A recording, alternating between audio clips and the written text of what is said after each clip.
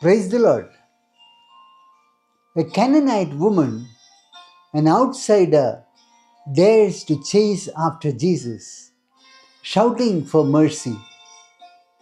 When he tests her with a sharp metaphor, it is not right to take the children's bread and toss it to the dogs, she does not retreat in offense.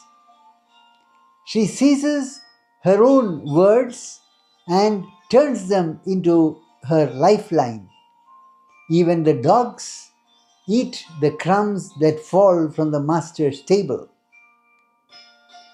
Jesus praises not her doctrine, not her lineage, but her faith. She had a relentless, humble audacity that refuses to let silence or seeming rejection be the final answer. She teaches us that true faith is not a fragile flower. It is a fierce grip on God's goodness, even when He appears distant. She will not let go until it receives a crumb of His mercy. And He grants her more than a crumb. He grants her a feast.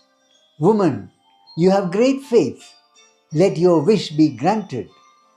Mathew 15:28. Instantly, her daughter is healed. Brothers and sisters, are we that persistent? Or do we give up at first? No. This woman teaches us to pray with holy stubbornness, trusting not in our worthiness, but in His boundless compassion.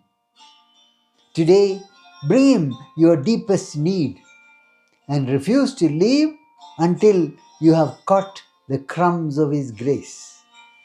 God bless you.